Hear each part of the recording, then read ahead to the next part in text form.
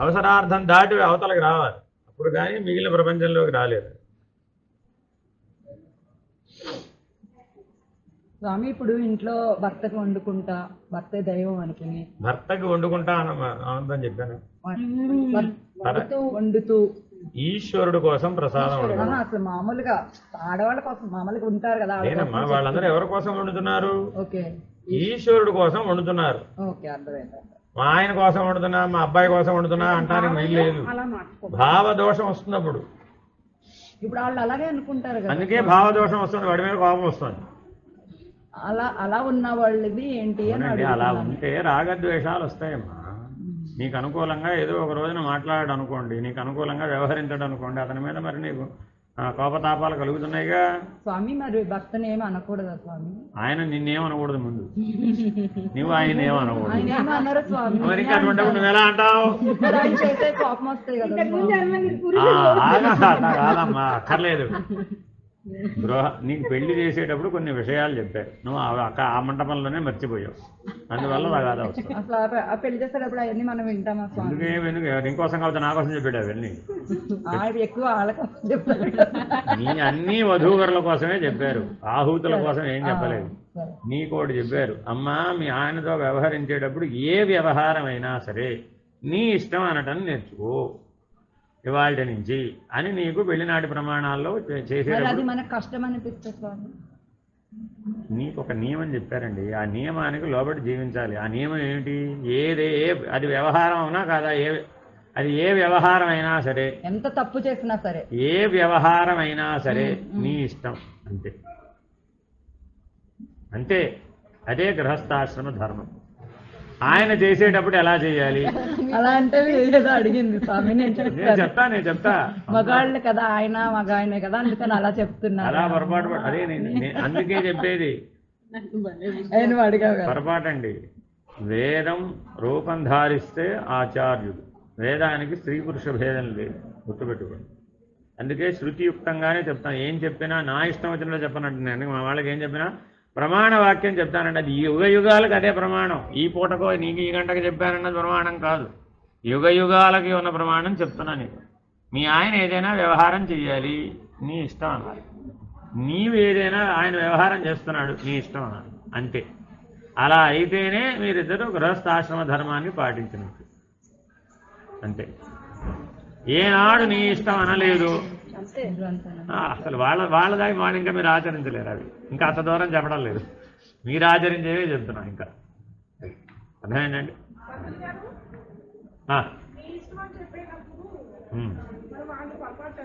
అదే రండి రండి రండి రండి మీ తరం అందరూ రండి, ఒకేసారి అందరూ వస్తే అందరికి ఒకటే పాట. అదేనండి కొంచెం పుణ్యకాలాలు వచ్చినాయి. అదేనండి ఈశ్వరుడు ఆగమమ్మా ఈ క్షీరసాగర మథనం జరుగుతూ ఉంటే హాలాహలం ఉద్భవించింది. ప్రపంచంలో ఉన్న వాళ్ళందరూ లోకంలో లోకంబులు లోకేశ్వరులు లోకస్తులు అందరూ పరమేశ్వరుడు దగ్గరకు వచ్చి నాయన మేమెవరం ఆ హాలాహలాన్ని పుచ్చుకోలేము, పుచ్చుకోమని అడిగారు. ఏం చేయాలి? ఏం చేయాలి? పరమేశ్వరుడు పుచ్చుకోవాలి.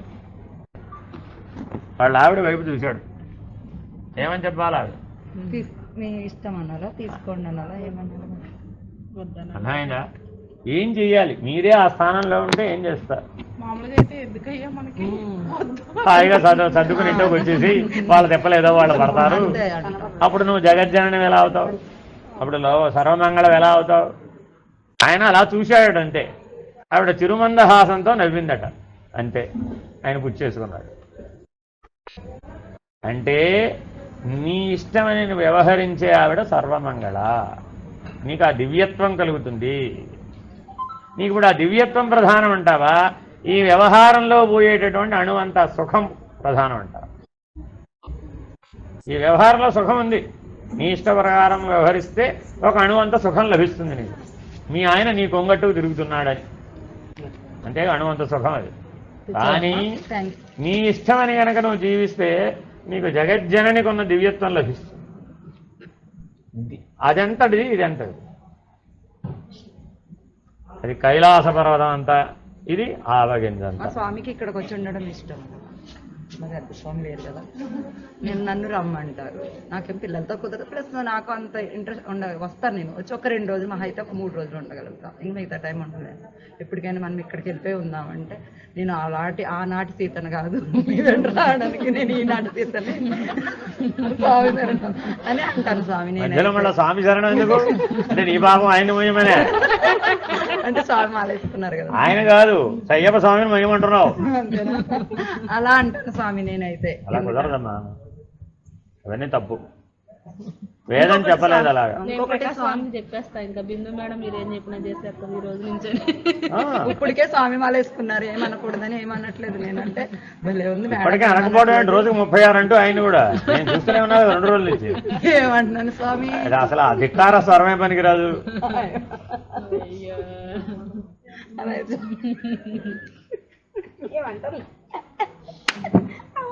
ఆయన చక్కగా హోమం చేసేవాడిని కూడా చేయని ఏదోటి పక్కనే చూస్తూనే ఉంటుంది.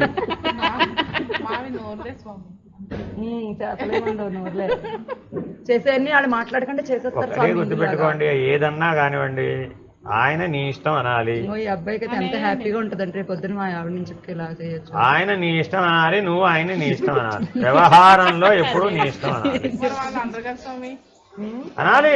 వాళ్ళకేం ధర్మమో నీకదే ధర్మం, నీకేం ధర్మమో వాళ్ళకదే ధర్మం. నీ ఇష్టమే అనాలి. వ్యవహారం ఏదైనా సరే నీ ఇష్టం అనాలి. ఎందుకు అంటారు స్వామి, మా ఆయనకి ఇష్టం లేకపోతే అన్నారు కదా. అనాలండి, అనకపోతే అప్పుడు ఆయన గృహస్థు కాదు. అంటే మరి అలా ఎలా అంటాము, అనలేం కదా. మనకి ఏం చెప్పే, ఆయన నీ ఇష్టం అనటం ద్వారా పరమేశ్వరుడు అనేటటువంటి దివ్యత్వాన్ని పొందుతాడు. నీవు నీ ఇష్టం అనడం ద్వారా పరమేశ్వరి అనేటటువంటి దివ్యత్వాన్ని పొందుతావు. ఎవరు అనకపోతే వాళ్ళకి నష్టం. ఇద్దరు అంటే కష్టం కదా. ఎందుకు అవుతుంది? నీ ఇష్టం మీ ఇష్టం అనుకుంటే ఎవరి ఆగమ్మా, ఆగాగు. ఎప్పుడు చెప్పు, గుర్తుపెట్టుకో. ఇష్టం అనే వ్యవహారం ఇప్పుడు ఎక్కడికి చెప్పాను నేను? మానసిక కష్టం కలగకుండా ఉండడానికి పరిష్కారం. ఇష్టాయిష్టాల వల్ల మా రెండు ఒకటైపోయిందిలేండి. ఆయన వండినా ఏం చేసినా నాకు ఇష్టం లేని తింటున్నాను కదా కష్టంగా. కాబట్టి నీ తెలివితో అర్థం చేసుకోకూడదు, నా తెలివితో అర్థం చేసుకోవాలి. నీ తెలివితో అర్థం చేసుకుంటే లాభంలా. పాపం అన్నారు కదా, దానికి ఆలోచిస్తున్నా. ఇక్కడ నుంచి ప్రకాశ్ సార్ ఏం చేస్తా అన్న అని చెప్పేది ఎప్పుడు ఎస్సేనండి. నో అనేది నో అనే ఉండకూడదు జీవితంలో. అదే గృహస్థానం. మరి ఈ రోడ్డు మీద ముళ్ళు మీద నడిపించేస్తారా? నడిచేయాలా? ఏమవ్వదండి, మీరు అనుకుంటున్నారు. మీ భయాలే తప్ప అవన్నీ అసలు ఏమి జరగవు. అలా జరిగిన రోజులు కూడా ఉన్నాయి స్వామి. చెప్తున్నా వీరు. జీవితం అంతా గృహస్థాశ్రమంలో ఓర్పు సహనమనే దేవతలను ప్రతి క్షణం ఆరాధిస్తానని అగ్ని సాక్షిగా ఒప్పుకున్నావు. వెళ్ళినా మాకు తెలియదు. తెలుసుకోకపోవడం అజ్ఞానం అండి. జీవితం అంతా తెలుసుకోకపోవడం అది. కనీసం ఏ దేశంలో అయినా తెలుసుకోవాలి కదా. అది అర్థమైందండి. ఓర్పు సహనం అనే దేవతలను పక్కకు పెట్టకూడదు ఎప్పుడు కూడా. పక్కకు పెడితే నువ్వు గృహస్థువు కాదు. అంటే ఓర్పు సహనం ఉంటుంది పిల్లల విషయంలో. ఏం పాపం, మీ ఆయన ఏమైనా పాపం చేసాడా ఓర్పు సహనం లేకపోవడానికి? ఆయనకుంది, నీకు కూడా ఉండాలి. అది నాకు కూడా ఉన్నది. ఎవ్వరి ఎడలైనా ఉండాలి. ఎవ్వరి ఎడలైనా కొన్ని విషయాల్లో మాకు ఉంటది, కొన్ని విషయాల్లో వాళ్ళకు ఉంటది. కుదరదండి, కొన్ని అనేది కుదరదు. అన్ని నీకు జ్ఞానం కావాలి అనుకుంటే, నీకు దివ్యత్వం కావాలి అనుకుంటే, నీకు ఆత్మజ్ఞానం బ్రహ్మజ్ఞానం కావాలి అనుకుంటే, ఈ జన్మలో నువ్వు ముక్తి మోక్షం కావాలి అనుకుంటే వేదం చెప్పినట్లుగా నువ్వు జీవించవలసిందే. నా ఇష్టం అనడానికి నీకు అధికారం లేదు.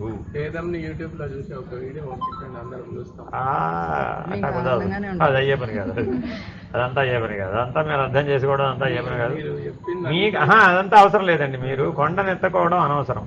చిన్న గుండు మీ చేతిలో ఉంటే చాలు. అర్థమైందండి. చిన్న గుండుని తెలుసుకోవడానికి కొండంతా తెలుసుకోవడానికి వేదం. ఎలా అనుకుంటున్నామంటే స్వామి, ఇప్పుడు మా అక్క ఉంది కదా, దానికి 15-16 years కే మ్యారేజ్ అయిపోయింది. బావగారికి అక్కకి 10 years 12 years పెద్ద ఆయన. ఆ తరంలో ఎలా ఉండేది, ఈమె చిన్నామె కాబట్టి ఏమి చెప్పినా భర్త వినేవాళ్ళు వాళ్ళు. అందుకని ఆ ఏజ్ లో అలాగే చేసేవారు కదా ఒకప్పుడు. అందుకని భర్త అంటే గౌరవం. వాళ్ళకి ఏం తెలియదు కాబట్టి భార్యకి ఇంకెప్పుడు ఆయన ఏది చెప్తే చిన్నతనంలోనే చేసేసేవారు. ఇన్ని తెలివితేటలు ఏమి ఉండవు అప్పుడు మనకి. మనం ఏది చెప్తే సరే సరే అంటే ఇంకా అదే జీవితాంతం అలాగే చేసి ఉంటే నువ్వు అలాగే జీవించేదాన్ని. ఇలా అలా చేయలేదు కాబట్టి జీవించనంటావు. సరే అలా చెప్తా విను. నీకు ఇట్లా లాభంలా ఉత్తర జన్మలో ఏమవుతుందో చెప్తే తప్ప ఈ జన్మలో బాగుపడేది అందుకనే వాళ్ళు అది కూడా మార్కండేయ పురాణం అందుకే చదువుకోమన్నారమ్మా. మీరందరూ చక్కగా మార్కండేయ పురాణం చదువుకోండి. అందులో ఇప్పుడు ఎలా జీవిస్తే ఉత్తర జన్మ ఎలా వస్తుందో ఉంటుంది. నీ భవిష్యత్ జన్మ ఇప్పుడు జీవించే నీ జన్మ అందులో కనబడుతుంది. ఇప్పుడు నువ్వు ఏదో చేస్తుంటావు కదా, ఈ చేసేవన్నీ అక్కడ కనబడతాయి. అలా చేస్తే ఉత్తర జన్మ ఏమొస్తుంది అనేది అందులో ఉంటుంది. కాబట్టి చక్కగా మీరు వేదం అంతా చదవక్కర్లేదు, మార్కండేయ పురాణం తెచ్చుకుని చదవండి. అమ్మ వచ్చింది ఇప్పుడు దారికి అదే ఆ మాట నీ చేత అనిపించాలని నా ఉద్దేశం. ఇక జన్మ వద్దు, ఒకసారి పుట్టేసావు కదా, ఇప్పుడు ఇక జన్మ వద్దు అనుకునే వాళ్ళు ఎలా జీవించాలయ్యా అంటే ఉపనిషత్తులు ఎలా చెప్పాయో అలా జీవించాలి. అర్థమైందా? ఉత్తమ జన్మ కావాలి అనుకునే వాళ్ళేమో వేదం చెప్పినట్టు జీవించాలి. ఇహ జన్మ వద్దు అనుకునే వాళ్ళందరూ కూడా ఉపనిషత్తులు చెప్పినట్టు జీవించాలి. దశోపనిషత్తులు శంకర భాష్యం దశోపనిషత్తులు తెచ్చుకుని 10 పుస్తకాలు కలిపి ఒకటే పుస్తకం ఉంటుంది. ఆ పుస్తకం తెచ్చుకోండి. ఆ పుస్తకం నాలాంటి వాళ్ళు ఎవరి చేతనే చెప్పించుకోండి. రోజు చెప్పించుకోవాలి కొద్ది కాలం, 1 సంవత్సరం 2 సంవత్సరాలు. అప్పుడు మరుజన్మ వద్దు అనేది ఎలా జీవించాలో బాగా తెలుస్తుంది. అప్పుడు వీలవుతుంది, అలా జీవిస్తే వీలవుతుంది. అలా జీవించేట్టు చేసుకోగలిగేవాడు మానవుడు ఒక్కడే. మరలా జన్మ అవసరం లేని జీవితం జీవించగలిగే శక్తి మానవుడికి ఒక్కడికే ఉంది. 84 లక్షల జీవరాశులలో మిగిలిన ఏ జీవికి ఆ శక్తి లేదు. కానీ మానవుడు ఎప్పుడు అసలు రేపు ఏమవుతుందని ఆలోచించేగా ఇవాళ బియ్యం దాచుకుంటున్నావు, ఇవాళ డబ్బులు దాచుకుంటున్నావు, ఇవాళ శక్తి దాచుకుంటున్నావు, రేపటి కోసమేగా. మరి ఉత్తర జన్మ ఏమవుతుందనేటువంటి జ్ఞానం ఉండాలా అక్కర్లేదా? మరి ఏది మన దగ్గర అది లేదుగా. ఆ జ్ఞానం లేకుండానే ఇప్పుడేం చేసేస్తున్నాం, మన ఇష్టం వచ్చినట్టు వ్యవహరించేస్తున్నాం. మనం ఇష్టం వచ్చినట్టు వ్యవహరించినప్పుడు ప్రకృతి మనకు సాక్షి. మనం చేసే పనులన్నీ కూడా ప్రకృతిలో నిక్షిప్తం అయిపోతాయి. ప్రకృతి మళ్ళా దాని నుంచి మనకి తిరిగిస్తుంది. అర్థమైందండి? ఈ జన్మలో వీలు కాలేదు, అప్పుడేం చేస్తుంది? తగిన ఉపాధి ఉత్తర జన్మకు వచ్చి అప్పుడు అందులో వస్తాయి. ఉదాహరణ చెప్పనా? ఫస్ట్ క్లాసులో నీకు 100కు 100 మార్కులు వచ్చినాయా రాలేదా? 3వ క్లాస్ చదివినప్పుడు వచ్చుంటాయి అనుకో, కాసేపు అనుకో. ఎందుకంటే 3వ క్లాస్లో 100కు 100 మార్కులు తెచ్చుకోవడం అత్యంత సులభం. అంతేనా? ఏం చదువుకున్నావు నువ్వు? బీటెక్ ఫైనల్ ఇయర్లో అన్నీ 100కు 100 వచ్చినాయా? అదేంటండి 1వ క్లాస్లో వచ్చింది బీటెక్ మాత్రం ఎందుకు రాలేదు? రోజు రోజుకి ఇంప్రూవ్ అవ్వాలి కదా నీ బ్రెయిన్, రోజు రోజుకి ఇంప్రూవ్ అవ్వాలి కదా నీ మేధాశక్తి. రోజు రోజుకి దాన్ని మనం పోషించావా లేదా? ఎన్ని సంవత్సరాలు పోషించావు? 10 సంవత్సరాలు హై స్కూల్లో, 2 సంవత్సరాలు ఇంటర్మీడియట్లో, 3 సంవత్సరాలు కాలేజీలో, 15 సంవత్సరాలు పోషణ చేస్తే నీ ధారణాశక్తి, నీ మేధాశక్తి యొక్క ప్రభావం ఇది. అర్థమైందా? ఈ రీతిగా 100 ఏళ్ళు పోషణ చేసావు, అప్పుడు ఏమవ్వాలి? అవ్వాలి. కానీ ఏమవుతోంది? గ్రాఫ్ పడిపోవచ్చు కదా. నీకే గ్రాఫ్ పడిపోలే. ఇప్పుడు 1వ క్లాస్లో 100 మార్కులు వచ్చిన పెద్దమ్మకి 15 సంవత్సరాలు చదివితే రావాలి కదా. ఎందుకు రాలేదు? గ్రాఫ్ పడిపోయిందనాలా, ఇప్పుడు పెరిగిందనాలా? మరి అలాగే 100 ఏళ్ళు జీవించేటప్పటికి మన గ్రాఫ్ పెరుగుతుందా పడిపోతుందా? ఎందువల్ల పడిపోయింది? మన యొక్క ఏకాగ్రత 1వ క్లాసులో కేవలం దాని మీదే ఉంది. ప్రపంచ మాలిన్యం, విషయ మాలిన్యం, రకరకాల ఆకర్షణలు, రకరకాల గొడవలు, డిస్టర్బెన్సులు ఏవీ లేవు 1వ క్లాసులో. నీ మేధాశక్తికి 1వ క్లాసు చిన్నపిల్లల ఆట, ఈజీగా ఆడేసావు, 100కు 100 వచ్చేసావు. అదే నీ మేధాశక్తి విస్తృతి చెందే కొద్దీ, నీ ఆకర్షణలు పెరిగే కొద్దీ, నీ ప్రపంచం పెరిగే కొద్దీ నీ ఏకాగ్రత ఏమైపోయింది? ఒక్కదాని మీద పని చేస్తే బాణం కొట్టడం ఈజీ అంటావా? 100 లక్ష్యాలు ఎదుర్కొండా పెడితే ఒకేసారి కనబడితే కొట్టడం ఈజీ అంటావా? 1 at a time కదా, నాట్ 100 at a time. చాలా మంది 1 shot 2 birds అని ట్రై చేస్తుంటారు. జీవితంలో ఎప్పటికీ అవ్వదు. షాట్లన్నీ వేస్టే తప్ప 1 shot 2 birds అవ్వవు ఎప్పటికీ కూడా. ఆ 2వ బర్డ్ నువ్వే, కనబడకుండా పడిపోతూ ఉంటుంది ఇది. అర్థమైందండి? వాళ్ళు చాలామంది మల్టీ టాస్కింగ్, మల్టీవర్సు, ఇలా మల్టీ అన్నవన్నీ చెప్తారు. అందుకనే ఏకం సద్బ్రహ్మ అన్నామే కానీ అనేకత్వం బ్రహ్మ అని చెప్పలేదు. మరి శతావధానం అవి చేస్తారు అది చెప్తా, అది వేరే విషయం. అవధాన ప్రక్రియలో ఏకత్వమే, అవధాని ఏకం. మీరు 100 ప్రశ్నలు వేసినా ఆయన ధారణాశక్తి ఆ అవధానాన్ని ఒకటే ఏకంగానే చేస్తాడు. నీకు ఎలా ఎంత శ్రద్ధగా సమాధానం చెప్పాడో 100వ మనిషి కూడా అదే శ్రద్ధతో సమాధానం చెప్తాడు. ఆయన యొక్క పాండిత్య లక్షణం, శ్రద్ధా లక్షణం, మేధా లక్షణం, ధారణ లక్షణం ఏమీ మారవు. జ్ఞానం అనేది మారదు. ఆ ఏకత్వం ఎప్పుడు అక్కడ అవధాన ప్రక్రియలో ఆ ఏకత్వాన్ని నిలుపుకోవడంలో ఉంది. మరి ఇప్పుడు మనం చదివే కొద్దీ, జీవితం జరిగే కొద్దీ జ్ఞానం విస్తృతి చెందుతుందా, పెరుగుతుందంటావా, పరిమితం అయిపోతుందంట? దేని చేత? నా ఇష్టం చేత. నా ఇష్టం, డిస్ట్రాక్షన్ అక్కడ నా ఇష్టం అంతే. కాబట్టి నీ జ్ఞానానికి పరిమితి ఎవరు ఏర్పరిచారు? నువ్వే. నా ఇష్టం అనడం చేత నీ ఇష్ట ప్రకారం చేయమని అసలు ఎవరు చెప్పారు? నా ఇష్ట ప్రకారం పెళ్లి చేసుకుంటా అనవచ్చా?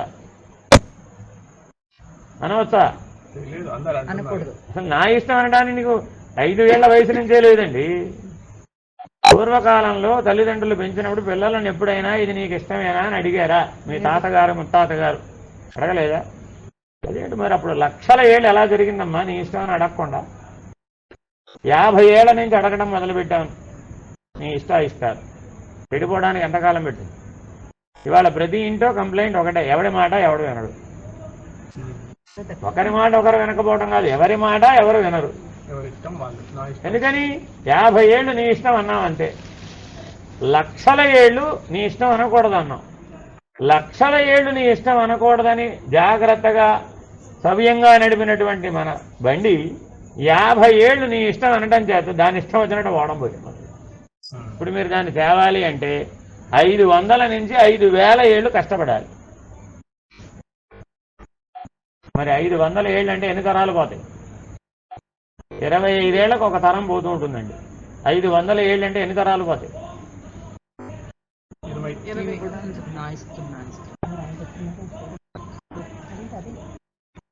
ఎవరి ధర్మం వారిది, మన పనిది వాళ్ళ పనిది. పుట్టిన తర్వాత ప్రతి ఒక్కరు ఆగు. ఇప్పుడు అమ్మాయి ఉంది, అమ్మాయి వయసు ఎంతమ్మా? 21. అర్థమైందండి? ఈ అమ్మాయి ఏ పని అయినా చెయ్యాలనుకోండి, ఎవరిష్ట ప్రకారం చేయాలి. ఇంకా పెళ్లి కాలేదు కాబట్టి చెయ్యాలి. చేస్తోందా? అడగాలి మరి. ఏ పని చేసినా నీ ఇష్టం అని మీ అమ్మా నాన్న చెప్పినట్టే చెయ్యాలి. నా ఇష్టం అని అనకూడదు. పెట్టండి ఫస్ట్. అట్లా ఇట్లా ఏమైతే అడిగేస్తాను. ఎందుకని? పర్లేదు, అందరూ సమానం మనకి ఇక్కడ. అమ్మా నువ్వేమనుకోమాక, వీళ్ళందరినీ ఆల్రెడీ ఫుట్బాల్ ఆడేసిన తర్వాత నీ దగ్గర వచ్చాం. నన్ను కూడా అయిపోయింది, నన్ను అయితే ఇంకెక్కువ మిస్ అయిందంటే. అమ్మా జీవితం మీద ఒక ప్రశ్న అడిగారు ఇప్పుడు. నీ ఇష్టం అంటూ జీవించాలా, నా ఇష్టం అంటూ జీవించాలా? ఎవరైనా కావచ్చు. అసలు అలా కాదమ్మా, ఇక్కడ పాత్ర పక్కకు పెట్టాలి. తల్లా, తండ్ర, పిల్లవాడా, పిల్ల, అదంతా కాదు ప్రశ్న. మనిషి నీ ఇష్టం అంటూ జీవించాలా, నా ఇష్టం అంటూ జీవించాలా? నీ ఇష్టం అంటూ జీవించాలా, నా ఇష్టం అంటూ జీవించాలా? వేరే వాళ్ళ అన్ని పక్కన పెట్టు. నీ ఇష్టం అంటూ జీవించాలా, నా ఇష్టం అంటూ జీవించాలా? అంతే. నీ ఇష్టం అంటే మీ అమ్మ కావచ్చు, మీ అమ్మ నాయన కావచ్చు, మీ తాత కావచ్చు, దేవుడు కావచ్చు, ఎవరైనా కావచ్చు, శాస్త్రం కావచ్చు. అది చూడండి, ఇప్పుడు తెలుగుగా ఆలోచించి ఏం లేదు. ఎప్పుడైనా గుర్తుపెట్టుకోండి, అసలు ఒకటే గుర్తుపెట్టుకోండి. ఆగాగు, అర్థమైనప్పుడు చెప్తావు. నీ ఇష్టం అంటూ జీవించే వాడికి అశాంతి ఉండదు. గుర్తుపెట్టుకోండి. మీకు అశాంతి కావాలా, ప్రశాంతి కావాలా? మానవుడు అశాంతి కావాలా, ప్రశాంతత కావాలా? ప్రశాంతత కావాలి. జీవితం ప్రశాంతంగా ఉండాలా, అశాంతిగా ఉండాలా? ప్రశాంతంగా ఉండాలనుకుంటే నీ ఇష్టం అని చాలంతే. నీ ప్రశాంతత ఎవరు ఎప్పటికీ విడుగు అంతే. నీకు అశాంతి కావాలనుకున్నప్పుడల్లా నా ఇష్టం. నా ఇష్టానికి ఫలితం ఏమిటంటే అశాంతి. నాకు రవ్వల నెక్లెస్ కావాలి, ఉదాహరణ చెప్తే మీకు బాగా అర్థమైపోయేటట్టు. నాకు రవ్వల నెక్లెస్ కావాలి, నా ఇష్టమా నీ ఇష్టమా? ఇది నా ఇష్టం. అంతేనా? ఆ రవ్వల నెక్లెస్ దొరికే వరకు నీ జీవితం అశాంతి. ఇక అంతే. అది ఇప్పుడే అవుతుందని చెప్పగలవా? అవ్వదు అసలు ఎప్పుడు. అవ్వచ్చు అవ్వకపోతే అది ఇప్పుడే అవుతుందని చెప్పలేవుగా. అయ్యేదాకా నీకు అది అశాంతి. కాబట్టి నా ఇష్టానికి ఫలితం ఏమయ్యా? అశాంతి. నీ ఇష్టం. ఇంకో ఉదాహరణ చెప్తా. ఇప్పుడు వివాహ కాలంలో మీకు మంగళసూత్రం కడతారు, అవునా? ఎంత బరువున్న బంగారపు తాడుతో మంగళసూత్రం కట్టాలి? ఎంత బరువున్న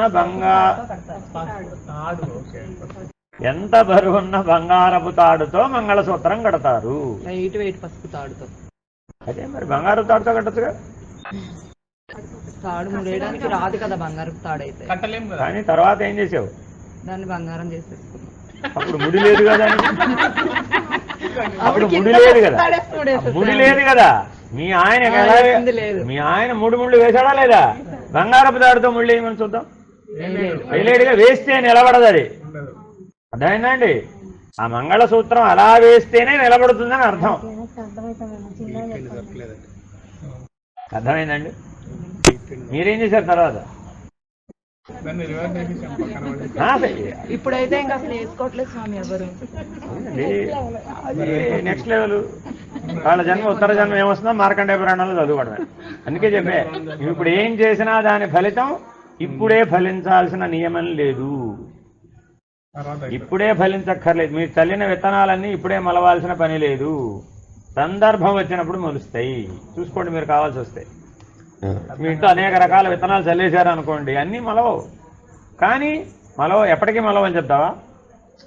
దాని టైం వచ్చినప్పుడు మొలుస్తుంది. దానికి తగ్గ వర్షం పడ్డప్పుడు మొలుస్తుంది. తగిన సూర్యశక్తి లభించినప్పుడు మొలుస్తుంది. అర్థమైందండి? మీరు చూడకపోవచ్చు, దానిదే ఉంది. మీరు నాటిన మామిడి మొక్కకు ఫలములు మీరే తింటారా? తినదుగా ఉత్తర జన్మకి. అలాగే ఎవరో నాటినో మనం తింటున్నాం ఇప్పుడు. మరి ఈ జన్మ కూడా అంతే. కాబట్టి జీవితం అనేది ఇవాళ ఏదో చేస్తున్నాం, ఇవాళ ఇల్లలకగానే పండగ కాదు అన్న సూత్రం ఇందుకే చెప్పే. ఎప్పుడు పండగ అవుతుంది? నీవు ప్రశాంతంగా జీవించిన ప్రతిదినము పండగే, ప్రతి క్షణము పండగే. ఇల్లలికి నువ్వు అశాంతిగా ఉన్నావండి, అప్పుడు పండగ ఎలా అవుతుంది? ఏమిటో మా ఆయన నేనేం చెప్పినా తేడు, నేనేం అడిగినా ఇవ్వడు అని రోజంతా ఎవరినో ఒకరిని విమర్శించుకుంటూ ఉంటూ జీవిస్తున్నావండి. అప్పుడు నీకు ప్రశాంతత అశాంత? కోపం గురించి మళ్ళీ ఒకసారి చెప్పండి. చెప్తానండి, అన్నీ చెప్తాను. ముందు మొట్టమొదటి మనం ఏం విచారణ చేస్తున్నప్పుడు నా ఇష్టం నీ ఇష్టం.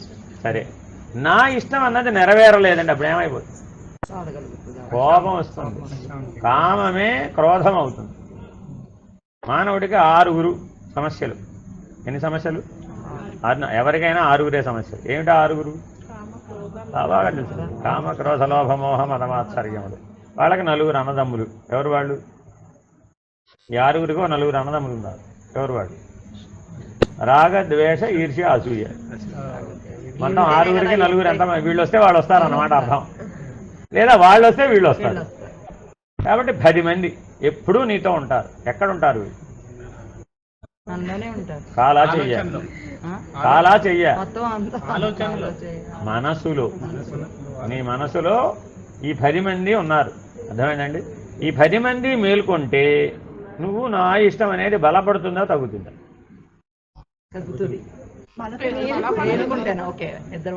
అంటే నువ్వు నా ఇష్టం అనడం ద్వారా ఈ 10 మంది శత్రువుల్ని మేల్కొల్పుతున్నావు. ఒక్క పనే చేస్తున్నావు. ఒక తాళం చెవితో దొంగలున్న తలుపు తాళం తీసావు. ఏమిటది? తాళం చెవి ఏమిటి? నా ఇష్టం. నా ఇష్టం అనే తాళం చెవితో ఈ 10 మంది దొంగలని మనసులో ఒక మూల పెట్టి కట్టేశాడు పరమాత్మ. అవి అవసరం నీకు. అర్థమవుతుందండి? అవసరమైనప్పుడు తాళం తీయాలి నువ్వు వాటికి. అవి లేకపోతే అసలు జీవితం నడవదు. కానీ నువ్వేం చేసావు? ఇప్పుడు నా ఇష్టం అనే తాళం చెవితో ఆ తలుపు తీసావు. ఏమైపోయింది? అప్పుడు 10 మంది లైన్లో వచ్చేసారు. ఇప్పుడు ఒకేసారి 10 మంది దొంగల్ని 10 మంది శత్రువుల్ని ఎదుర్కోవాలి. సులభమా? కష్టం. అందులో మొట్టమొదటి వచ్చేవాడు నీకు ఇష్టమైనటువంటి వాడు ఒకడు ఉన్నాడు. వాడు ఎవడయ్యా అంటే కామం. ఈ నా ఇష్టం మొదటి దొంగ అవుతుందన్నమాట. ఎవరు వారు? కామం.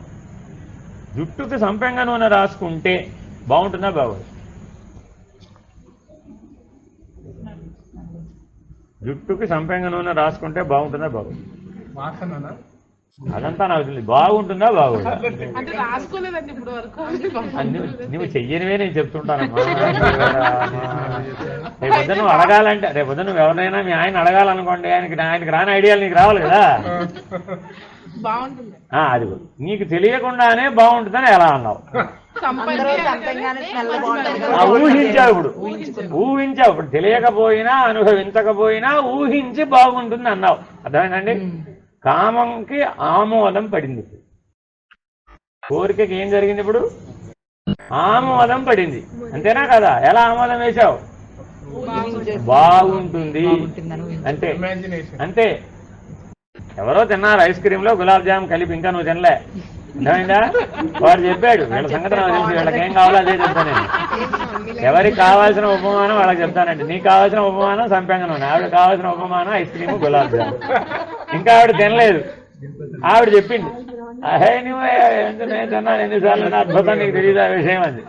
ఏమైంది ఇప్పుడు? ఇంకా స్టేజ్కి వచ్చేటప్పుడు బ్రౌనీ విత్ ఐస్ క్రీమ్. ఆ తర్వాత అర్థమైందండి? ఇప్పుడు ఇప్పుడు ఏమైంది? బాగుంది అనగానే కామానికి ఆమోదం కలిగింది.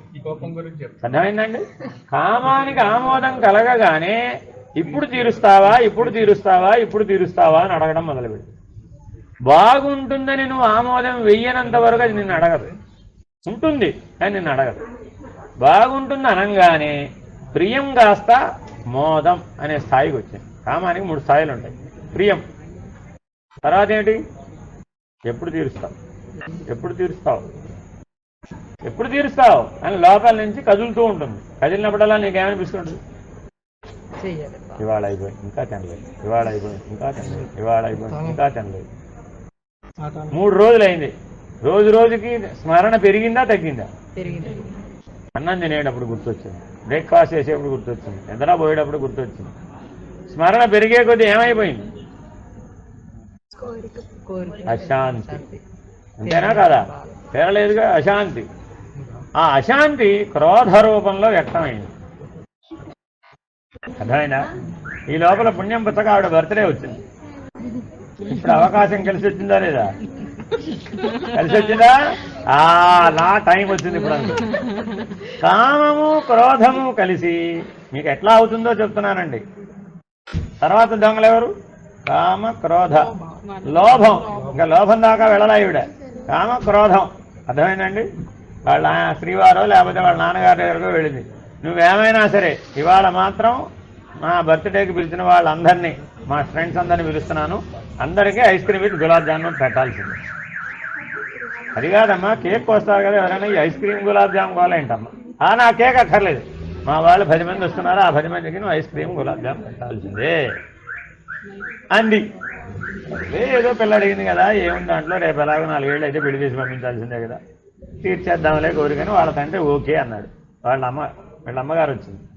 ఏమంటే ఏమిటి అమ్మాయి బర్త్డే అట కదా, ఏదో చేస్తున్నారట కదా అని అడిగితే చెప్పాడు, అమ్మాయి ఐస్ క్రీమ్ గులాబ్ జామ్ పెట్టాల్సిందే అంది. మరి ఎప్పటి నుంచో మా అమ్మాయి కోరుకున్నట్టుంది, బాగా బలంగా పనిచేస్తున్నట్టుంది, అందుకని బర్త్డే సందర్భాన్ని తీసుకుని అడిగింది. సరేలే కానీ ఏదైనా ఖర్చే కదా మనకి, ఏదైతే ఏమైనా కేక్ అయితే ఏమిటి, ఇదేమిటి, ఎలాగైతే ఆ 1000 రూపాయలు ఎలాగో ఖర్చు పెట్టాల్సిందే కదా, ఆ 1000 ఖర్చు పెట్టేద్దాం, తోలే పర్వాలేదు, పెద్దాంలే పర్వాలేదు అని చెప్పేశాడు. ఓకే అమ్మాయి పర్వాలేదు. అలాగే ఈవిడేం చేసింది? క్రీమ్ స్టోన్ ఐస్ క్రీమ్ పార్లర్కి వెళ్ళింది. ఎందుకని? కోరిక అడిగినప్పుడు క్రీమ్ స్టోన్ ఐస్ క్రీమ్ అని అడగల, గుర్తుపెట్టుకోండి. అర్థమైందండి? లేదంటే బస్కిన్ రాబిన్సన్కో వెళ్ళింది. అర్థమైందండి? వెళ్ళి 10 మందికి ఐస్ క్రీము, 10 మందికి గులాబ్ జాము అడిగింది. ఆయన 1000 అన్నది కాస్త ఏమైంది? 2000 మనిషికి. అక్కడ ఐస్ క్రీమ్ ప్రతిదీ 1000 రూపాయలండి. Cup cost 1000 rupees. Ice cream cup cost 1000 rupees. అర్థమైందండి? 10 మంది ఏమిటి ఏమి ఆకాశంలో మా ఏమన్నా నీ లెవెల్ ఏంటనుకుంటున్నావు అన్నారు. నీ లెవెల్ ఏంటనుకుంటున్నావు అనగానే ఈవిడ కాస్త అక్కడికి వెళ్ళింది. మామూలుగా 6 అడుగులే ఉంటుంది, ఈవిడ 60 అడుగులైంది. అప్పుడు ఏమైంది? కూర్చున్నావు బా, బాగుంది, చాలా బాగుంది, ఇలా ఎవరు చేయలేదు, ఇంకోటి ఆర్డర్ ఇవ్వండి. ఏమైంది అప్పుడు? 20,000 అయింది. 10,000 అవ్వాల్సింది 20,000 అయిందండి. అంతేనా? అక్కడ ఆల్రెడీ ఆయన మొత్తం కలిపి 1000 రూపాయలు పెడదామనుకున్నది 10 మందికి 10,000 అయింది. ఇప్పుడు ఎక్స్ట్రా అయినప్పటికీ 20,000 అయింది. ఇచ్చింది ఎంత ఆయన ఇప్పుడు? కాదు, క్రెడిట్ కార్డు. ఇవాళ డబ్బులు ఎవరు అడుగుతున్నారండి బాబు? డబ్బులు ఎవరు అడగలేదు. డబ్బులు అడిగితే వాళ్ళకి తెలుసు ఇలాగే 5,000 10,000 తగ్గించుకోవాల్సి వస్తుంది. అదంతా ఫోన్ నిన్న అడగాలి మళ్ళీ ఫోన్పే, అదంతా ఎందుకయ్యా బాబు? Credit card ఇచ్చేయడమే. ఇచ్చేస్తే ఆవిడేం చేసేసింది, స్వైప్ చేసేసింది, పని అయిపోయింది. ఈయనకి బిల్లు వచ్చింది. ఇదేనా కాదా? ఈయన ఎంతకు రెడీ అయి ఉన్నాడు రిసీవ్ చేసుకోవడానికి? 1000 రూపాయలకి. ఎంత వచ్చింది? 20,000 వచ్చింది. ఏమిటిది? కళ్ళు పెద్దగా అయినాయి. అర్థమైందా? ఎందుకని? ఈయన ఏదో వేరే దానికి ఆ డబ్బు కేటాయించి పెట్టుకున్నాడు మైండ్లో. ఈయన ప్లానింగ్ వేరే. మరి వచ్చేసింది ఏమిటి, ఇంటికి ఇచ్చేసింది. ఈయన ఏమన్నాడు, ఏంటమ్మా నాకు అర్థం కాదు, 1000కి 2,000 చేస్తే అర్థం ఉంది, 20,000 చేయడం ఏంటమ్మా అన్నాడు. అంతకుమించి ఏమనలేదు. ఆవిడకి దుఃఖం వచ్చింది. వస్తున్నారా అలా? వెంటనే అసలు వెంటనే నెత్తి మీద నీటి కొండ ఖచ్చితంగా ఉంటుంది. ఎందువల్ల ఉంది? లోభ లక్షణం. మూడో దొంగ బయటకు వచ్చాడు. లోభం అంటే ఏమిటంటే, మనం సంపాదించే డబ్బు మన కోసమే కదా, నా కోసం నేను ఖర్చు పెట్టుకోవడం తప్పే ఉంది. మా నాన్నకి ఎంతో ఉంది కదా, ఆవిడకి తెలుసు కదా వాళ్ళ నాన్నకి ఎంత ఉందో. తెలుసా తెలీదా? ఈ సందర్భానికి నేను 20,000 ఖర్చు పెడితే ఏమిటన్నా మా నువ్వు కరెక్ట్గా నన్ను అడుస్తావని నాకు అర్థం కాదు. మనకి ఎంత కోట్ల ఆస్తుంటే నాకు అర్థం కాదు, లక్షల ఆస్తుంది, నీ జీతం ఎంత, నేను ఖర్చు పెట్టింది ఎంత, 20,000 లెక్కంతా చదివింది. ఈయనేమన్నాడు, అమ్మా నా జీతం ఈ ఒక ఐస్ క్రీమ్కి 20,000 అంటే నా జీవితం ఏమైపోవాలి అన్న. నీ కోసం కూడా నీకు ఖర్చు పెట్టుకోవడం రాదు నాన్న, నీకు అసలు ఎలా జీవించాలో రాదు, నేను నీకు ట్రైనింగ్ ఇస్తా పట్టు అని. ఇదంతా స్టోరీ ఇదేనండి, అందరి ఇల్లు స్టోరీ ఇదేనండి, కామన్ స్టోరీ. ఇంటింటి సంసారం అంతా ఒకటే ఇది. అర్థమైందండి? ఎందుకని ఈ 6 చేతిలో పడిపోతాం? కామము, క్రోధము, లోభము. అర్థమైందండి? ఇంతవరకు బాగానే ఉంది. ఇప్పుడు ఏం చేసిందంటే, ఆ 10 మంది తినేసిన తర్వాత ఇంకొక 10 ఐస్ క్రీములు నాకు మిగిలితే బాగుండు, నేను రోజుకు ఒకటి తినచ్చు, ఇంట్లో ఫ్రిడ్జ్లో పెట్టుకుని ఇంకో 10 తెచ్చుకుని. తెచ్చుకోకూడదా? దేని బాగుంది? ఆయనకి ఎక్స్పెన్సివ్, ఆవిడకి కాదు. వాటి మై వాల్యూ అనుకుంది. అక్కడ ఆవిడ ఆలోచన ఏం చేసిందంటే, నా విలువ ఎంత అనుకుంది ఆ 10,000 వేసినప్పుడు. ఈ 10,000 ఎవరికి? నాకు. ఆ 20,000 ఎవరికి? ఫ్రెండ్స్కి. నేను నాకేం లేదా? ఆ 10,000 నాకు. నీవు నిజంగా కళ్ళు తెచ్చుకుంటే 20,000 కాదు నాన్న, నువ్వు సరిగ్గా చూసుకో, 30,000 ఇంకో బిల్లు కూడా ఉంది, దానికి 10,000. ఆవిడ గుర్తు చేసింది. అది వేరే. ఏంటమ్మాయి అక్కడ ఆల్రెడీ తినేసావు కదా, మళ్ళా తెచ్చుకున్నావు ఇంకో 10 రోజులు తినడానికంటే, ఒక్కరోజు తింటే నాకు సరిపోలేదు, రోజు ఆ షాప్కి ఎవడిపోతాడు, అందుకని 10 ఏకంగా తెచ్చుకున్నాను. ఆటో ఖర్చులు మిగిల్చింది, బోల్డ్ మిగిలిపు నీకు నాకు అర్థం కాదు, ఇదే కాదు అని ఆవిడ చెప్పింది. అప్పుడు ఏ లక్షణం వచ్చేసింది? మోహం, విడవలేకపోవడం. ఆ క్షణంతో వదిలేయచ్చు, వదిలేయచ్చుగా. ఏం చేసావు? వదల్లా. ఇంకో 10 రోజులు అనుభవిద్దాం, ఇంకో 1 నెల, ఇంకో 100 ఏళ్ళు అనుభవిద్దాం, ఇంకో 100 జన్మలు అనుభవిద్దాం. ఆ మోహ లక్షణం ఇక్కడి నుంచి అక్కడ దాకా, ఎక్కడ దాకా అయినా విస్తరించవచ్చు. ఏ జన్మైనా ఈ సుఖమేనమ్మా. కొత్త సుఖం ఎక్కడికైనా వస్తుందా? పులిహార కోసకం, దద్దోజనం కోసం, ఐస్ క్రీమ్ కోసకం, గారె కోసకం, బూరి కోసకం ఉంటుంది ఎక్కడైనా? ఉండదుగా. అంతేనా కాదా? పొట్టలోకి పోయిన తర్వాత సుఖం అన్నీ ఒకటేనా కాదా డాక్టర్ గారు? అంతే కదా, నాలుక మీద ఉన్నంతసేపే. అంతేనా కాదా? కానీ విడవలేక ఏం చేశావు? కామం కాస్త క్రోధమైంది, క్రోధం కాస్త లోభమైంది, లోభం కాస్త మోహమైంది. అర్థమైందా? ఇక్కడ దాకా బాగానే ఉంది కథ. ఇంకా పతనం ఎట్లాగో చూస్తే ఇక్కడ దాకా పతనం దాకా రాలా. మోహం తర్వాత అంతా పతనమే. ఇక ఎలాగా? ఈవిడ భర్త ఎత్తి లోపల పెట్టుకుంది. అర్థమైందండి? ఇక్కడ చెల్లెలు ఉంటుంది, ఆవిడ తినేస్తూ ఉంటే ఆవిడ ఖాళీగా చూస్తూ ఉంటుంది. చూస్తూ ఉంటుందా? ఏం చేస్తుంది? ఆవిడ తినే టైంలో కాకుండా వేరే టైంలో ఆవిడ కూడా ఒకటి తినేసింది. ఈవిడ 10 రోజులు తిందాం అనుకున్నది ఇప్పుడు 5 రోజులకే ఖర్చు అయిపోయినాయి. అర్థమైందండి? మీ అనుజన్ము ఎవరైనా కావచ్చు, సహజన్ము. అతను ఏమైపోయినప్పుడు ఆ 10 రోజులు కాస్త అప్పుడు ఆవిడకి ఆయన ఎడల ద్వేషం కలిగింది. నేను తిందామనుకున్నది నువ్వు తినేస్తావా అని. ఏం పర్వాలేదులేండి, ఆయన కావాలంటే వేరే చెప్పచ్చు ఇంగ్లీష్లో. ఇప్పుడు ఎంతమంది తెలుగు వాళ్ళ పక్కకి పెట్టి ఇంగ్లీష్లో చెప్పినా ప్రయోజనం లేదు. అర్థమైందండి? మోహం కాస్త ఏమైంది? నాది అనేది బలపరిచింది. అది మరొకరు షేర్ చేసుకుంటే భరించలేని మద లక్షణం వచ్చింది, మాత్సర్య లక్షణం వచ్చింది. 2 దొంగలు ఒకసారి వస్తాయి ఇక్కడి నుంచి. మోహంలో నుంచి ఏమయ్యారు? మదమాత్సర్యాలు వచ్చేసినాయి బయటికి. అర్థమైందండి? ఇప్పుడు ఎంతమంది అయిపోయారు? కామ, క్రోధ, లోభ, మోహ, మదమాత్సర్యాలు. 6 దొంగలు బయటకు వచ్చేసారు. ఇప్పుడు ఈ 6 రాగానే వాళ్ళ అనుజన్ములు ఎవరు? రాగద్వేష ఈర్ష్య అసూయ. అర్థమైందా? ఈ లోపల ఏం జరిగింది? ఇలా జరిగితే కథ బాగానే ఉండేది. వాళ్ళ చెల్లెలు ఏం చేసింది? ఆవిడకి ఈ కథతో పని లేదుగా. ఆవిడ తినేటప్పుడు ఏం చేసిందంటే వాళ్ళ ఫ్రెండ్స్ 4 వస్తే వాళ్ళ 4 కూడా పెట్టింది. అప్పుడు ఈవిడకి ఏం మిగిలింది?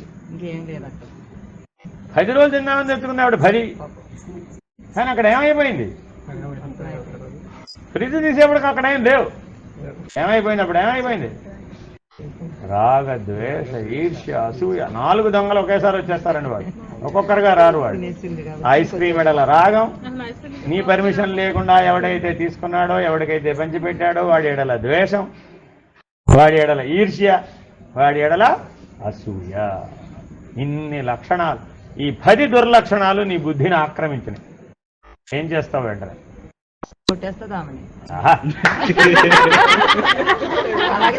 అదే చెప్పేదమ్మా తల్లి. ఇప్పుడు 10 లక్షణాలు వచ్చేటప్పటికి రియాక్షన్ లెవెల్ ఎక్కడికి వెళ్ళిపోయింది? ఇప్పుడు ఎక్కడికి వెళ్ళిపోయింది? యాక్షన్ కాస్త రియాక్షన్ లోకి వెళ్ళిపోయింది. ఇప్పుడు అది యాక్షన్ కాదు. అప్పుడు ఏమవుతుంది? రియాక్షన్ లాగి పెట్టి కొట్టింది. అది పెద్ద చిన్న ఉన్న అంతరం లేదు అక్కడ, వివేకం లేదు అక్కడికి. అది మంచా చెడా, పెద్ద చిన్న ఎట్సెట్రా లేవు అక్కడ, విచారణకు పని లేదు. ఆ రకమైన ఉద్వేగాన్ని తెస్తుంది. పాపం చేయడానికి ఉద్వేగం కావాలి. పాపం, కోపం వలన పాపం వస్తుందండి. పాపం వలన తాపం వస్తుందండి. గుర్తుపెట్టుకోవాలి. ఊరికే పోదండి అది. కోపం వల్ల ఏం జరుగుతుంది? పాపం చేస్తాం. పాపం చేస్తే ఏమైంది? తాపం కలుగుతుంది. తాపం అంటే కష్టం, దుఃఖం. ఆ కోపం, ఆ కోరికే కోపం అయింది. కోపమే పాపమైంది. పాపమే తాపమైంది. తాపమే రూపమవుతుంది. ఆ కష్టం, ఆ దుఃఖమే ఒక రూపాన్ని సంతరించుకుంటుంది. అదే జన్మ. అంటే ఇంత పెద్ద ప్రక్రియ మీ లోపల మనసులో జరిగితే ఒక జన్మ ఉద్భవిస్తుంది. ఇది జన్మ వచ్చే విధానం. ఈవిడేదో అర్జెంటుగా పొట్ట కోసేసి సిజేరియన్ చేసేసి నీ పుట్టేసావు భో అంటే వాడు పుట్టలేదు. వాడు లోపల తల్లి గర్భంలో 9 నెలలు తయారయ్యేటప్పుడు వీటన్నింటినీ కూడగట్టుకుని తయారవుతారు. అంతేనా కదా? పుట్టే బిడ్డ తెల్లగా ఉండేది చేయగలవా? ముందే అన్నీ చేయగలవు కదా. ఆ పని చేసేచ్చు కదా. గిరజాల జుట్టు ఉంటే అందంగా ఉంటాడు కదా. మానవులందరికీ గిరజాల జుట్టు వచ్చేది చేసేస్తుంది కదా డాక్టర్ గారు. చేయలేవుగా. అంతేనా కదా? అంటే వాడి రూప లావణ్య ఆకార వికార విశేషాలన్నింటి వెనకాల ఇదంతా ఉంది. ఈ సూక్ష్మ శరీరంలో జరిగే జైన్ థీరీ అంతా ఉంది. వాళ్ళు చెప్పే జైన్ థీరీ ఇక్కడ సూక్ష్మ శరీరం, వేరే ఇంకేమి లేదు. మనం ఈ భాషలో చెప్పే వాళ్ళు ఆ భాషలో చెప్పారు అంతే. అర్థమైందండి? జెనోమ్ థెరపీ అని ఇప్పుడు మళ్ళీ ప్రత్యేకంగా ఒకటి అనుకుంటున్నారు. ఇంకా ప్రయోగాత్మక దశలోనే ఉంది. ఎప్పటికి పూర్తయినప్పటికి ఇంకో 10,000 సంవత్సరాలు పూర్తవుతుంది. ఇలా మనం చాలాసార్లు పుట్టిపోతాం. అర్థమైందండి? మీరు ఇంత చెప్పారు, అది ఒక్క నిమిషంలో వచ్చేసి అట్లా వెళ్ళిపోద్ది. అదేనండి. అంటే ఇదంతా ఎంతసేపట్లో జరిగింది అంటుంది ఆవిడ. రెప్పపాటులో జరుగుతుంది. అంటే మనలో వివేకం ఎంత ఉండాలి? రెప్పపాటును పట్టుకోగలిగే శక్తి ఉండాలి. కోపం వస్తే ఆపుకోవడం కాదు. ఆ కోపం దగ్గర రావడం కుదరదు. కోపం దాకా రాకుండా ముందు 10 స్టేజ్లు ఉన్నాయి. ఆ 10 స్టేజ్ల్లో పట్టుకోవాలి దాన్ని. అక్కడే పట్టుకుంటే ఇక్కడ దాకా రాదు కదా. చిన్న తప్పు దగ్గర పట్టుకున్నామండి. అప్పుడు పెద్ద తప్పు జరగదుగా. పెన్సిల్ దొంగతనం చేసిన నాడు తండ్రి శిక్షించాడు అనుకోండి, ఇంకా జీవితంలో దొంగతనం చేయడు. ఓన్లీ పెన్సిలే కదా అని వదిలేశాడు. అప్పుడు ఏం చేశాడు? బ్యాంక్ రాబరీ దాకా పోయింది. అప్పుడు వెనక్కి ఎలా తీసుకొస్తాం? కాబట్టి దోచుకునేటటువంటి జీవన విధానం ఇందులోంచి పుడుతుంది. కోపంలో నుంచి ఎదుటివాడిని శిక్షించాలని, ఎదుటివాడిని దోచుకోవాలని, పాపం చెయ్యాలనేటటువంటి దుర్బుద్ధి కలుగుతుంది. ఇదేనండి. కాబట్టి జీవిత కాలంలో నేను కోపాన్ని త్యజించాను. ప్రతిరోజు పూజ చేసినప్పుడు ఒక్కొక్కటి వదిలేయాలట. మొదటి రోజు ఏం వదిలేయాలి? కామం. ఆయన ఇవాళ పూజ చేశాను, కామం వదిలేశాను. రేపు పూజ చేశాను, క్రోధం వదిలేశాను. ఇలా 10 రోజుల్లో 11వ రోజుకు వచ్చేటప్పటికి ఈ 10 మందిని వదిలేయాలి. వదిలేసి ఉండడం రావాలి. వాడికి ఈ జన్మే ఆఖరి జన్మ. ఎవరు అడిగారు ఇందాక. ఈ జన్మే ఆఖరి జన్మ. ఎప్పుడు? హరి. ఈ హరి వదిలేయచ్చండి. ఆగండి. ఈ హరి వదిలేయవచ్చు. హరి వదిలేసి జీవించడం ఎలాగా? నీ ఇష్టం. నీ ఇష్టం. ఈశ్వరుడు. అక్కడ ఎవరు ఆ స్థానంలో ఎవరిని పెట్టాము? ఈశ్వరుడు. దృష్టి ఎప్పుడు ఎవరి మీద పెట్టాము? ఇప్పుడు ఈశ్వరుడి మీద పెట్టాను. నేను ఈ పది ఎవరికి ఇచ్చేసాను? ఈశ్వరార్పణం చేసేసాను. నావి కాదు అవి. నేను ఒకవేళ ఏమైనా చెయ్యాలి, ఈశ్వరుడు కోసమే చేస్తాను. నేనేమన్నా తినాలి, ఈశ్వరుడు కోసమే తింటాను. నేనేమన్నా వినాలి, ఈశ్వరుడు కోసమే వింటాను. ఈశ్వరుడు గురించే వింటాను. నేనేమన్నా చూడాలి, ఈశ్వరుడినే దర్శిస్తాను. ఇవన్నీ చేయి, కానీ అన్నింటినీ ఈశ్వరుడు కోసం చెయ్యి. ఈశ్వర నిమిత్తం చెయ్యి. ఏమైపోయిందో అప్పుడు అన్ని మంచి పనులే ఫినిష్డ్ అయిపోయింది. నీకు కోపం, తాపం, పాపం అనేటువంటి అవకాశం లేనే లేదు ఇక జీవితంలో. ఇప్పుడు ప్రశాంతత, అశాంత అయిపోయా. ఎంత ప్రశాంతం వచ్చినా అవతల వాళ్ళు ప్రశాంతంగా ఉన్నారు కదా. ఎప్పుడే చెప్తాను. ఈశ్వరుడు అక్కర్లేదమ్మా. ఈశ్వరుడి మీద మనకి ఇష్టం వచ్చినవన్నీ పోసేస్తున్నామా? పోసేయడం లేదు. పాలు పోసేసాం, పెరుగు పోసేసాం, నెయ్యి పోసేసాం, తేనె పోసేసాం. ఇందాకైతే ఔషధాలు పోసేశారు, మూలికలు పోసేశారు. దాదాపు 116 రకాల ద్రవ్యాలు పోసేశారు ఈశ్వరుడు. అన్నాడా? ఎందుకని కోపం? నోరు వాయలేదు ఆయనకి. మనకే ఇంత ఉంటే ఆయనకి ఎంత ఉండాలి? ఆయన దృష్టి మనకు కలగలేదు. ఎప్పుడైతే అన్ని ఈశ్వరుడి కోసం చేయడం వచ్చిందో నీకు ఈశ్వర దృష్టి లభిస్తుంది. అంతకంటే ఉత్తమమైన దృష్టి ఉందంటావు. అది ఈశ్వర దృష్టిలో మనం ఉంటా ఎవరు? ఆయన అంశీభూతం. సరేనా కదా? తల్లిదండ్రులకు పిల్లలు ఏం చేసినా పాపం ఎందుకు రావడం లేదు? వాళ్ళ అంశాలు, మన కాదు అక్కడ, వాళ్ళ అంశ. అలాగే జీవులందరూ ఈశ్వరాంశ సంభూతులు. ఎప్పుడు నీకు ఈశ్వర దృష్టి కలిగితే, నీకు ఈశ్వర దృష్టి లేకపోతే పిజ్జా బర్గర్ కోసం పుట్టేవంటే. దేనికోసం పుట్టావా అంటే పిజ్జా బర్గర్ కోసం పుట్టాడంటే. మరి అప్పుడు అది తీరకపోతే పాపం, పాపం, పాపం, తాపం, తాపం, రూపం.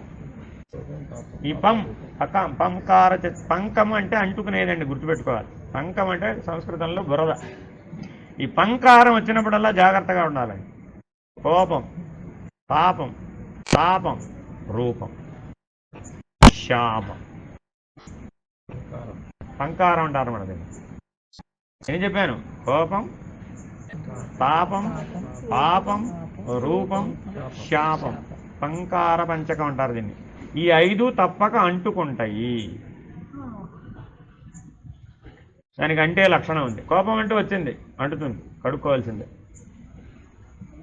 పాపం అంటుతుంది, తప్పక కడుక్కోవాల్సిందే. తాపం అంటుతుంది, కడుక్కోవాల్సిందే. తాపం వస్తే, జ్వరం వస్తే ఇప్పుడు దగ్గర పోవాల్సిందే. వైద్యం బాగా ఇంజక్షన్ చేయాల్సిందే. అమ్మో నాకు నొప్పి ఇంజక్షన్ చేయొద్దండి, జ్వరం అంటే తగ్గుతుంది. కాబట్టి ఇప్పుడు జ్వరం పోగొట్టడానికి ఇంజక్షన్ చేయడం ధర్మమేనా కాదా? ధర్మమే కదా. ఏమా రావడమే. నీకు జ్వరం ఎవరు తెచ్చుకోమన్నారు? నా దగ్గరకు ఎవరు రమ్మన్నారు?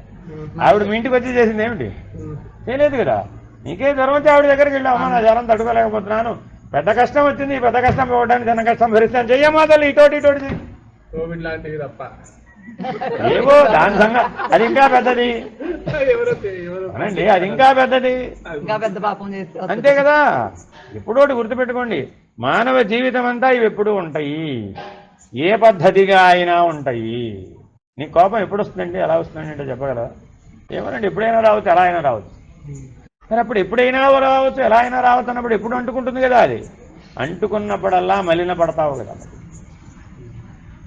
అడిసి తొక్కామండి, బుర్ర తొక్కాము, ఎలా తొక్కినా ఎప్పుడు తొక్కినా అది అంటుతుందిగా. మరి కాళ్ళు కడగవలసిందే, అలాగే వెళ్ళి పడుకుంటావేమిటి? అప్పుడు నీ బురద ఏమైంది? ఇల్లంతా అయింది, బట్టలన్నీ అయింది. అప్పుడు ఎన్నిటికి తవ్వాలి? ఇల్లంతా కడగాలి, బట్టలన్నీ ఉతకాలి. కష్టం పెరిగిందా తగ్గిందా? ఎప్పటిదప్పుడు కడిగితేనే కరెక్ట్. కానీ మనం ఏం చేసాం? డిపాజిట్ కడగలేదు, ఇవాళది కడగలేదనుకోండి, ఏమైంది? అదే కరెక్ట్. డిపాజిట్ కరెక్ట్ సంగతి దేవుడికి ముందు డిపాజిట్ అయిపోతుంది. అక్కడ పాపం వెళ్ళిపోతుంది కదా. రియలైజేషన్ లేదుగా, అవకాశం లేదు, డిపాజిట్ అయిపోతుంది అక్కడ అది. కాబట్టి మనలో కోపం డిపాజిట్ అయిపోతుంది, పాపం డిపాజిట్ అయిపోతుంది, తాపం డిపాజిట్ అయిపోతుంది, రూపం డిపాజిట్ అయిపోతుంది. ఎలా? వాడిని అంత దూరం చూడగానే మనం ఇట్నుంచే వెళ్ళిపోతాం. ఎందుకని? వాడిని చూస్తే నాకు బీపీ వస్తుంది బాబోయ్, వాడిని చూస్తే కోపం వస్తుంది మనకి, వాడిని చూస్తే వ్యతిరేకత, వాడిని చూస్తే మహాప్రమాదం. వెళ్ళే కొట్టేసినా కొట్టేస్తాడు వీడు, అంత ప్రమాదం. అందుకని ఏం చేస్తాడు? వాడు భీమబలంతో ఉన్నాడు అనమాట. ఇప్పుడు ఇంకేం చేస్తాడు? వాడికల్లా మనం పడితే పెద్ద ప్రమాదం. అందుకని వాడికల్లా మనం పడకుండా తప్పుకుంటాం. ఇప్పుడు వాడి ఎడల ద్వేషం పోయిందా? దుర్యోధనుడు భీముడిని నిర్జించలేడని పుట్టినప్పుడే తెలిసాయి. జీవితం అంతా పోరాడాడు, చివరికి వాడి చేతిలోనే నేను జీవితం అంతా ఆ ద్వేష భావన శాంతం మహాభారత యుద్ధానికి కారణం. ఎందుకని? ఏ రోజు అంటింది ఆ రోజు అడుకోలేదు, డిపాజిట్ చేసేది. అర్థమైందండి? డిపాజిట్ చేస్తే ఎక్కడ డిపాజిట్ చేయొచ్చు మనం? వీటికి ఒక బ్యాంక్ ఉంది మనలో, మనం ఒక బ్యాంక్ మెయింటైన్ చేస్తున్నాం. ఆ బ్యాంకులో డిపాజిట్ చేస్తాం. ఆ బ్యాంకులో ఏమి డిపాజిట్ చేస్తాం మనం అంటే, కోపాన్ని డిపాజిట్ చేస్తాం, పాపాన్ని డిపాజిట్ చేస్తాం, కాపాన్ని డిపాజిట్ చేస్తాం, రూపాన్ని డిపాజిట్ చేస్తాం, ఆఖరిది ఏమిటండి? శాపాన్ని డిపాజిట్ చేస్తాం. ఈ మాట మీకు ఎందుకు చెప్తున్నానంటే, ఆ ఒక్క దుర్యోధనుడి జీవితంలో ఇవన్నీ ఉన్నాయి. అర్థమైందండి? సాక్షాత్తు యుగాది ఎందున్నటువంటి సనక, సనంద, సనత్కుమార, సనత్ సుజాతులు, వీళ్ళు నలుగురు యుగానికి బ్రహ్మగారితో సమంగా మొదట పుట్టారు. ఏమంటారు? బ్రహ్మమానస పుత్రులు అంటారు వాళ్ళని. ఆయన సంకల్పంలోంచి పుట్టారు వాళ్ళు. వాళ్ళు మహాప్రళయం వచ్చే వరకు తేజశరీరంతో ఉంటారు. ఎక్కడ కావాలంటే, ఏ లోకంలో కావాలంటే ఆ లోకంలో ఉండగలరు, ఏ బ్రహ్మాండంలో కావాలంటే ఆ బ్రహ్మాండంలో ఉండగలరు. ఎక్కడైతే బ్రహ్మ విద్యా పాఠం జరుగుతూ ఉంటుందో అక్కడ ఈ నలుగురు ఉంటారు. తేజశరీరులై ఉంటారు, ప్రకాశ రూపంలో ఉంటారు. అవసరం వచ్చినప్పుడు లోక కళ్యాణ నిమిత్తం వాళ్ళు ప్రకటితమై మానవ రూపంలో వచ్చి బోధిస్తారు. ఆచార్యుడు వ్యాసపీఠం నుంచి బోధించేటప్పుడు ఈ నలుగురు అతన్ని ఆవహిస్తారు. ఆవహించి అతను బ్రహ్మజ్ఞానం బోధిస్తాడు. అర్థమైందండి? వాళ్ళ శక్తి అది. అటువంటి వాడు సనత్సుజాతుడు దుర్యోధనుడి దగ్గరకు వచ్చి చెప్పాడు, ఆయన నన్ను సనత్సుజాతుడు అంటారు, నేను బ్రహ్మమానస పుత్రుడను, నేను నీకు బోధ చేయడానికి వచ్చాను, ఆయన మేలు కలపడానికి వచ్చాను. ఇప్పుడు గనక నువ్వు మేల్కోకపోయినట్లయితే లోక వినాశ కారణమై మొత్తం తుడిచిపెట్టుకుపోతుంది, దానికి నువ్వే కారణం అవుతావు. ఈ రెండు మాటలు చెప్పడానికి వచ్చాను అని సనత్సుజాతీయం అనే పేరు మీద మహాభారతంలో చిన్న ఆఖ్యానం ఉంటుంది. ఆయన దుర్యోధనుడు ఏమన్నాడు తెలుసా? ఏమనలేదు ఆయన, ఇలా కొట్టాడు అంతే. అర్థమైంది? ఏం చేశాడు ఆయన? తొడలు కొట్టాడు అంతే. ఆయనకు అర్థమైపోయింది, భంగమగుగాక అని వెళ్ళిపోయాడు. నువ్వేదైతే కొట్టావో తద్భంగమగుగాక అన్నాడు, వెళ్ళిపోయాడు అంతే. అయిందా అవలేదా? అంటే అర్థం ఏమిటంటే, మనలో ఒక బ్యాంక్ ఉంది, ఆ బ్యాంక్ పేరు అభిమానం. ఆ బ్యాంక్ పేరు ఏమిటండి? అభిమానం. మనం అందరం అభిమానం అభిమానం మీ అందరికీ బాగా తెలుస్తుంది అభిమానం అంటే. ఆ మాత్రం అభిమానం ఉండక్కర్లే, ఉంటుంటావా లేదా? అందులో ఇవన్నీ డిపాజిట్ చేస్తే అది సెల్ఫ్ రెస్పెక్ట్ ఎందుకు అవుతుంది? అర్థమైందండి? అది ఊరికే మనం తెలియక పెట్టుకున్నటువంటి పేర్లు అనమాట, పొరపాటు పేర్లు అవి. ఇగో అహంకారం అనమాట. దివ్యాహం, దైవం వైపు ఉండాలండి. అది మనకి ఎటువైపు ఉంది? కోపం వైపు, తాపం వైపు, పాపం వైపు, రూపం వైపు, శాపం వైపు. ఆ అభిమానమే కట్టకడపటికి మరణ శాసనంగా మారిపోతుంది. అదే శాపం. అర్థమైందండి? కాబట్టి మనం మొదట్లోనే దీన్ని చాలా జాగ్రత్తగా వివేకంతో వ్యవహరిస్తే, ఆ బ్యాంకులో మనం డిపాజిట్ వేయలేదనుకోండి, మనకి తిరిగిస్తారా? మీ పేరు మీద ఖాతా ఉండి ఆ ఖాతాలో ఉంటేనే కదా తిరిగి ఇచ్చేది, అంతేనా కాదా? కాబట్టి ఆ అభిమానం అనే ఖాతాలో ఇవి డిపాజిట్ చేయకుండా ఉండేవాడికి మరుజన్మ లేదు. నీకు ఆన్సర్ చేస్తున్నా, ఇదంతా నీకే ఆన్సర్. ఆవిడ చిన్న ప్రశ్న వేసిందండి, దానికి ఎంత పెద్దగా చెప్తే కానీ వర్కౌట్ కాలేదు. అర్థమైందండి? మరుజన్మ లేకుండా జీవించడం, ఉపనిషత్ ప్రతిపాదికంగా జీవించడం అంటే ఏ క్షణము కూడా అభిమానం అనే బ్యాంకు ఖాతా నీకు ఉండకూడదు. ఉందనుకోండి తప్పక ఇవన్నీ అందులో ఉంటాయి. ఇవన్నీ అందులో ఉన్నాయి అనుకోండి తప్పక నీకు ఫలితం రాక తప్పదు. అర్థమైందండి? కాబట్టి జాగ్రత్తగా మీరు రోజువారీ ఏ క్షణం జీవించినా కూడా కోపం కానీ ముందు ఏం వేయకూడదో చెప్తున్నా. బ్యాంకులో ఇవి డిపాజిట్ చేయకూడదు. ఏమేం చేయకూడదు? కోపం చేయకూడదు, కోపాన్ని డిపాజిట్ చేయకూడదు, పాపాన్ని డిపాజిట్ చేయకూడదు, తాపాన్ని డిపాజిట్ చేయకూడదు, రూపాన్ని డిపాజిట్ చేయకూడదు, శాపాన్ని డిపాజిట్ చేయకూడదు. ఈ ఐదింటిని కనుక మీరు అభిమానం అనే ఖాతాలో కనుక డిపాజిట్ చేస్తే తప్పక మీ ఖాతా మీరే ఏం చేయాలి? క్లోజ్ చేయాలి. మీరే క్లోజ్ చేయాలి. ఎవరు క్లోజ్ చేస్తారు? పక్కవాళ్ళు చేయమని చేస్తాను ఏమిటి? అది ఏమో మీ చేతిలోనే ఉంది. అది ఈ జన్మలోనే చేస్తారో వచ్చే జన్మకి చేస్తారో. ఈ బ్యాంక్ డిపాజిట్ లో కనుక బ్యాలెన్స్ ఉంటే బాగా గుర్తుపెట్టుకోవాలండి. ఈ బ్యాంక్ డిపాజిట్ లో కనుక ఇవేమైనా బ్యాలెన్స్ ఉంటే అంటే ఈ జన్మకి క్లోజ్ కాకపోతే ఎక్కడి నుంచి క్లోజ్ కాకపోతే అక్కడి నుంచి మరు జన్మ ప్రారంభం అవుతుంది.